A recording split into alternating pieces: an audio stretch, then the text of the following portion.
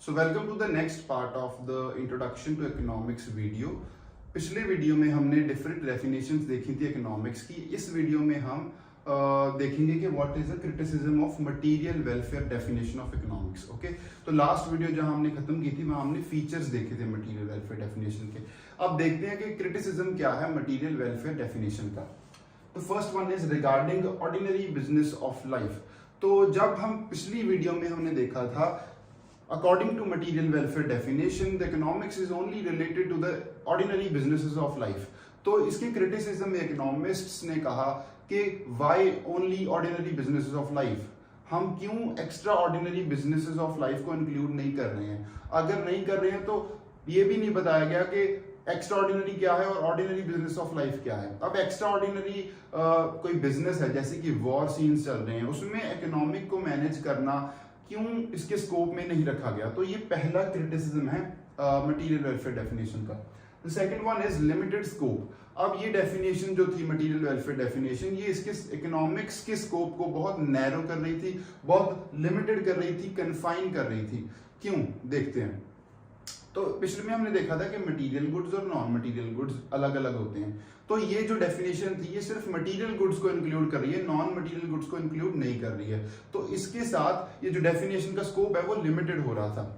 Third one is uncertain concept of welfare. यहाँ आएगा uncertain concept of welfare. जो welfare का कंसेप्ट है ये बहुत अनसर्टेन कंसेप्ट है, इसीलिए इसको हम डेफिनेशन में नहीं रख सकते, इसके अराउंड डेफिनेशन को नहीं रख सकते।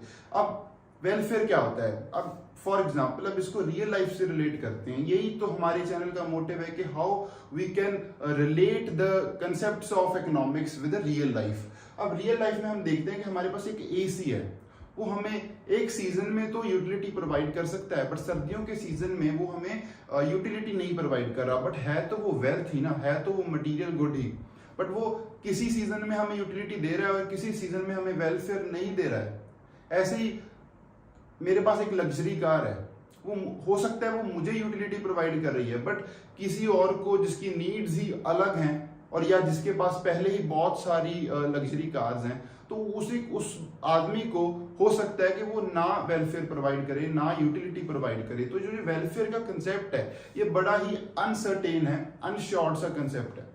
तो ये भी एक क्रिटिसिज्म है मटेरियल वेलफेयर डेफिनेशन का। और the fourth one is economics is a human science. तो पिछली डेफिनेशन में हमें देखा था कि जो इकोनॉमिक्स है वो एक सोशल साइंस है, वो सोशल मैन के बारे में बात कर रही है। पर इकोनॉमिस्ट्स ने कहा कि economics should be a human science.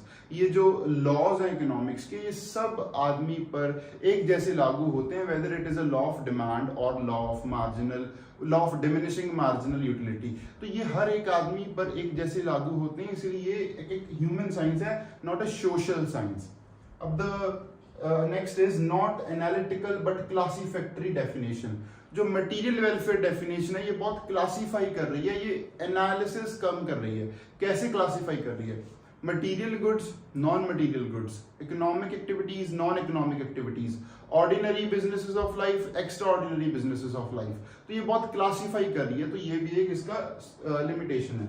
And the last one is economics is only a positive science. पहले ये देखते हैं कि पॉजिटिव साइंस और नॉर्मेटिव साइंस में डिफरेंस क्या है। तो जो पॉजिटिव साइंस होती है उसमें हम फैक्ट्स और फिगर्स की बात करते हैं, जो यूनिवर्सल लॉज होते हैं उसकी बात करते हैं कि what is the law, what is the phenomena and why it is so. और जो नॉर्मेटिव साइंस होती है उसमें हम डूज एंड डोंट्स की बात करते हैं कि व्हाट शुड बी डन और what should not be done in order to facilitate the businesses of life. तो जब ये कह रहे हैं कि उसके क्रिटिसिज्म में ये कह रहे हैं कि economics is only a positive science, और हल्की पिछली डेफिनेशन में हमें बताया गया था कि जो इकोनॉमिक्स है वो पॉजिटिव साइंस भी है और नॉर्मेटिव साइंस भी है। तो ये कह रहे हैं कि it should only be a positive science, normative science does and don't say हमारा कोई लेना देना नहीं होना चाहिए, किसका? इकोनॉमिक्स का। तो इसलिए ओनली पॉजिटिव साइंस है, तो ये भी इसका एक क्रिटिसिज्म है। तो ये थी criticism of material welfare definition. इसके बाद देखते हैं what is the next definition. So the next definition is scarcity definition of economics. देखते हैं क्या कहती है ये definition. According to scarcity definition of economics, economics is a administration, decision making, management of scarce resources that have alternative uses in order to get the maximum satisfaction. इसका मतलब है कि जो हमारे रिसोर्सेज हैं जो लिमिटेड हैं, जो हमने पिछली वीडियो में देखा था कि जो रिसोर्सेज हैं अर्थ के वो लिमिटेड हैं, उसको कैसे यूज करें, कैसे मैनेज करें, हाउ वी एडमिनिस्टर देम, ताकि उन लिमिटेड रिसोर्सेज को यूज करके जिनके ऑल्टरनेटिव यूजेस भी हैं हम मैक्सिमम सेटिस्फैक्शन गेन कर पाएं। अब देखते हैं कि इसके फीचर्स क्या हैं, इससे आपको ज्यादा क्लियर होगी ये डेफिनेशन। तो the first one is unlimited wants. We know our needs are unlimited, our wants are unlimited. Second one is limited means जो रिसोर्सेज हैं वो लिमिटेड हैं, जिसकी हम रेगुलरली बात कर रहे हैं कि जो रिसोर्सेज हैं वो लिमिटेड हैं।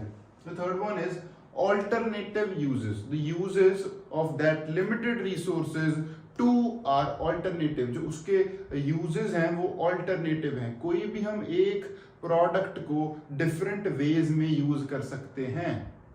फॉर एग्जाम्पल हमारे पास एक मिल्क है, उस प्रोडक्ट को हम बहुत ऑल्टरनेटिव वेज उसके हैं उसको यूज करने के लिए, उसको डिफरेंटली यूज कर सकते हैं। This is alternative uses. उसके बाद है वांट्स डिफर इन अर्जेंसी, जो उसके ऑल्टरनेटिव यूजेस हैं उसकी जो नीड्स हैं वो भी अर्जेंसी में डिफर करती हैं। फॉर एग्जाम्पल अगर मिल्क का प्राइस बहुत ज्यादा बढ़ जाए तो क्या होगा, तो उसको हम सिर्फ एक उसके यूज के लिए यूज करना स्टार्ट कर देंगे। For example if you guys have a baby in your house, तो फिर हम उस बेबी को ही मिल्क देंगे और हम यूज नहीं करेंगे, हम उससे चाय बनाना बंद कर देंगे अगर ज्यादा ही मारामारी हो जाएगी तो उसके बाद है इकोनॉमिक प्रॉब्लम। अब इकोनॉमिक प्रॉब्लम है एक, that is a problem of choice. तो अगर ये चार फैक्टर्स एक साथ एप्लीकेबल हो रहे हैं तो एक प्रॉब्लम है इकोनॉमिक्स में, that is a problem of choice. Let's see how.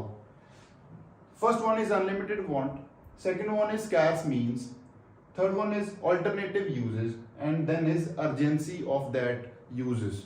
अब अगर मेरे पास अनलिमिटेड वांट्स, मेरी जो नीड्स हैं वो अनलिमिटेड है, वी नो। उसके बाद है स्कैर्स मींस, जो रिसोर्सेज हैं वो क्या है, लिमिटेड है, लिमिटेड रिसोर्सेज हैं। अगर रिसोर्सेज लिमिटेड ना हो तो क्या होगा, अगर रिसोर्सेज लिमिटेड नहीं है तो सब अपना जितना चाहे वो रिसोर्सेज को गेन कर सकते हैं, वो रिसोर्सेज को एक्वायर कर पाएंगे, तो कोई प्रॉब्लम ही नहीं होगी। But we know that the resources are limited. That's why there is a problem of choice. We have to choose which product is giving me the maximum satisfaction. कौन सा product मुझे maximum satisfy कर रहा है, तो हम choose करते हैं, क्योंकि हमारे पास जो मनी है, कैपिटल है, वो भी लिमिटेड है। तो इसी के कारण हमको चूज करना पड़ता है, बिकॉज जो रिसोर्सेज हैं वो, जो हमारी नीड्स हैं वो अनलिमिटेड हैं और जो रिसोर्सेज हैं वो लिमिटेड हैं, और उन्हीं लिमिटेड रिसोर्सेज में से हमें अपनी कैपिटल, अपनी इनकम के अकॉर्डिंग चूज करना पड़ेगा कि कौन सा प्रोडक्ट मुझे मैक्सिमम सेटिस्फैक्शन प्रोवाइड कर सकता है।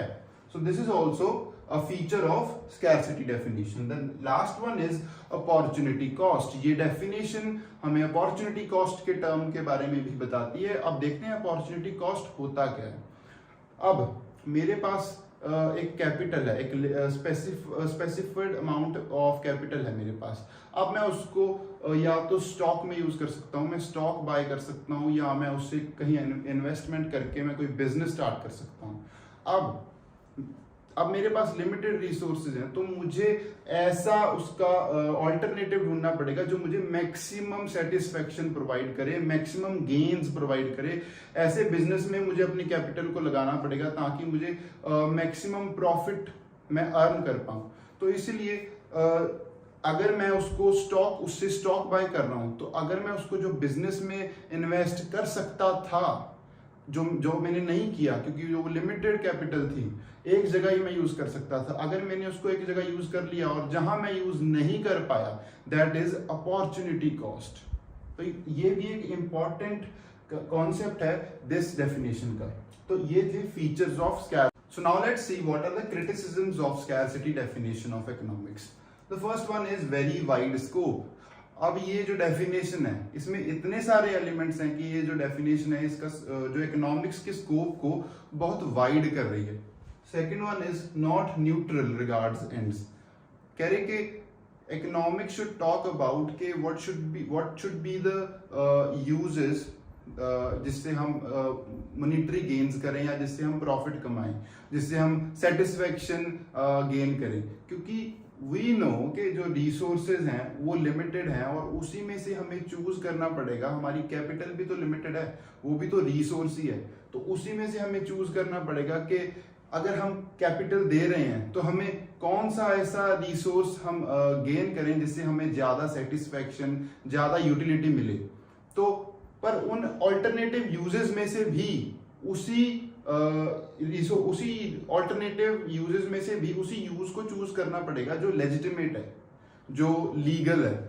It should not be any illegal thing to earn money. Okay, so that's what they are saying, कि it should not stay neutral when it should talk about what should be the methods to earn money. The third one is not only a positive science. वही बात होगी, हमने देखा था कि positive और normative science में क्या डिफरेंस है। Positive science talk about facts, normative science हमें बताती है कि क्या करना चाहिए और क्या नहीं करना चाहिए। तो वही इसको रिपीट कर रहे हैं कि it is not only a positive science, it's also a normative science. Next is not applicable to rich countries. अब जो रिच कंट्रीज में प्रॉब्लम आती है वो स्कार्स रिसोर्सेज के कारण नहीं आती, वो अनलिमिटेड रिसोर्सेज के कारण आती हैं। अब उनके जो रिसोर्सेज हैं और अगर किसी रिच कंट्री में जहां बहुत ज्यादा रिच लोग रहते हैं उनकी जो इनकम होती है वो अनलिमिटेड होती है, तो उनकी जो प्रॉब्लम अराइज हो रही है वो इस कारण हो रही है कि वो जो अपनी अनलिमिटेड इनकम में से कैसे मैक्सिमम सेटिस्फेक्शन गेन करें। तो that is why it's not applicable to rich countries. The last one is impractical. इतना वाइड स्कोप है इसलिए इम्प्रैक्टिकल डेफिनेशन है, but instead of these criticisms, this definition has more utility. This is more logical definition, more analytical definition. इसके जो merits हैं वो बहुत ज़्यादा हैं अगर हम देखें इसके criticisms के according। तो this was the scarcity definition of economics। यहाँ हमारी definitions और हमारा introduction है जो economics से वो पूरा होता है। next chapter से हम देखेंगे कि what are the different laws और देखेंगे क्या क्या phenomena हमको पढ़ना होगा economics में। Thank you so much.